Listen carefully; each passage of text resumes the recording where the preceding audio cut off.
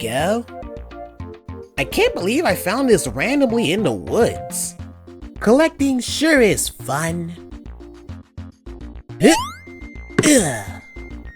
Do do do do do do do do do. It is do do do do do do. I'm Abraham Delacey, Giuseppe Casey, Thomas O'Malley. Do do do do do do. O'Malley, the alley cat. Do do do do do do. Do do do.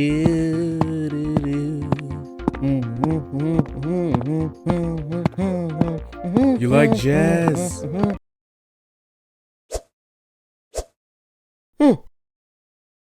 I'm talking to you.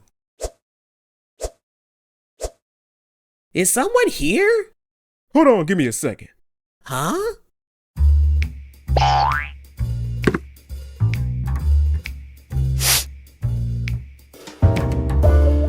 What the?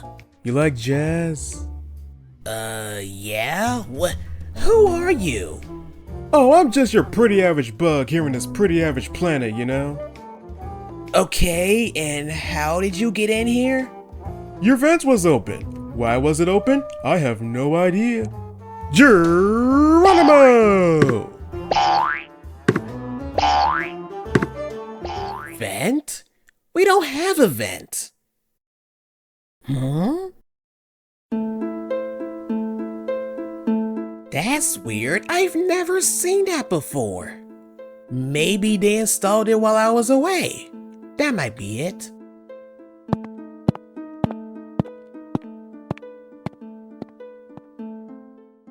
B-movie! Looks like it's time for me to lawyer up for this one. This typical animated film with Jerry Seinfeld is one of those DreamWorks movies that are just okay in my opinion. Development for the film started in 2003 when Steven Spielberg approached Jeffrey Katzenberg after Seinfeld himself asked him to make an animated film featuring insects. Seinfeld wanted to set the film in New York because apparently it was the Tigris and Euphrates of comedy. With that, the movie pollinated theaters on November 2nd, 2007, around the same time as American Gangster and Martian Child, and it got mixed reviews from critics but became a box office disappointment. But hey, at least it gathered a cult following, mostly because of the memes of the film shared on social media. And on top of that, it got a couple of nominations. That's good. See fellas, you always gotta focus on the positive side of things. And besides, it's not like a lawsuit is happening. At least they were rejected. Even though I don't look back to this one often, this is the first DreamWorks film I've ever seen. It's either that or Madagascar Escape to Africa. I really don't remember much. But I've always liked this movie when I was a kid, and whenever I do look back to it, I've always feel nostalgic for some reason, even though it's not that great. I guess it always feels good to go back to a movie that you watch all the time when you were a kid. In some cases. Well, hi mama! Huh? Would you look at the size of this baby? I'm so glad that I'm actually gonna crash in here. Crash in? That's right, I'm gonna be your brand new roommate. I might sleep on the couch. Oh, no you're not. The only place you're gonna be crashing in is the hallway. Now beat it. Are you serious? Yes! Now leave! Oh, come on, dude.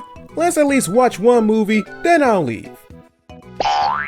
No! You're leaving right now! Alright, let's see. Well, I'll be. I didn't know they made a movie about Barry Benson. Yeah, they sure did. Yeah, I never thought in a million years it would actually make a documentary of him. A documentary? Oh yeah, and the crazy part is, he was actually my lawyer for my divorce. Can you imagine that? You're telling me that Barry Benson, a fictional character in an animated film, is actually real? I find that so hard to believe. Well, you better believe it. Come on, let's watch it. Fine, we'll watch it, and then you'll leave.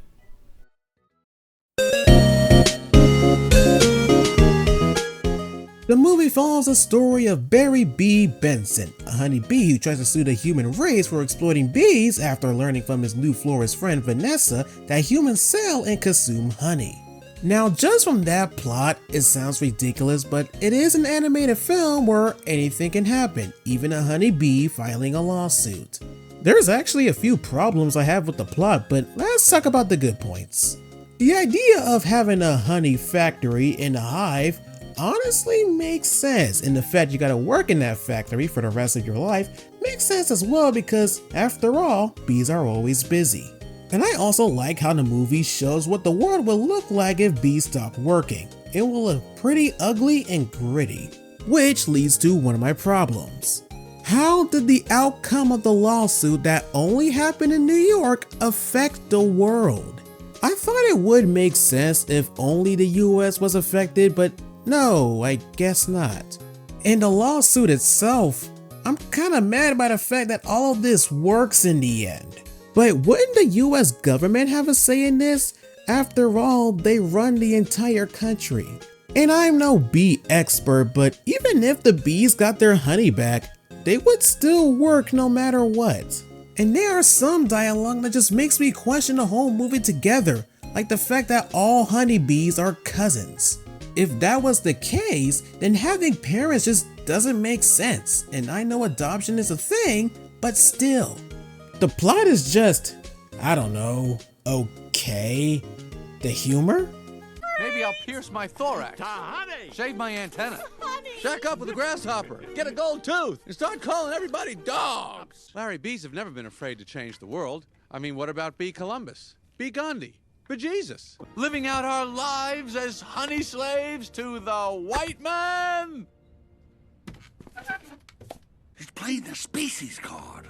At this point, I'm not even surprised. The animation is practically the same song and dance as we saw before in these DreamWorks animated films up until this point, and that's just fine. The bee designs are fairly decent, so I don't think there's really much to improve here. The humans aren't really much to write home about because they pretty much look exactly the same from what we saw in Madagascar and Over the Hedge. But what I'm here for is the hive going for more of a modern city look. It's practically a scale down of the anthill from what we saw in Ants, but hey, at least they still made it work. From the houses, the buildings, and of course, the factory. They all fit really well with the hive's design. But what really bothers me the most are the vehicles. I mean, with the trucks that carries the honey, that actually makes some sense, and I guess they'll try to be consistent. But if the bees can just fly around the hive with no issues, is there really a point of having cars and buses? And then there's New York. What do you want me to say? It's fine. You know what? The animation is just fine.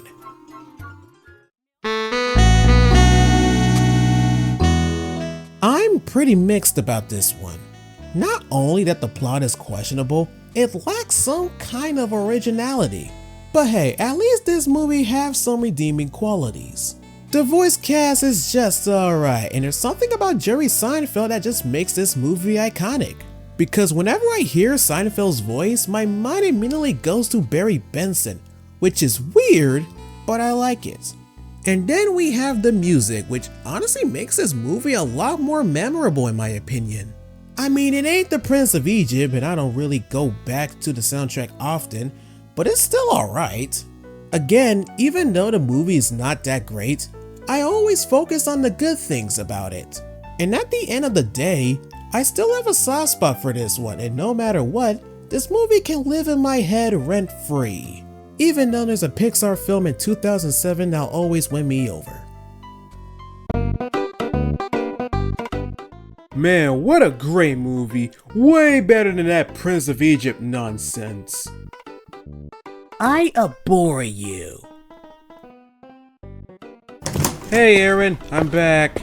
Man, I'm so tired. You like jazz? I'm sorry, but who are you? Apparently, he's just an average bug.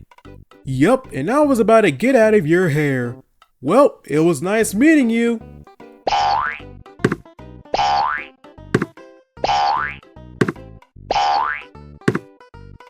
Can you open the door for me, please? Thank you.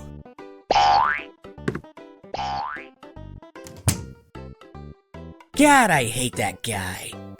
If that was the case, why did you let him in? I didn't. Apparently, he came in through a vent. We have a vent?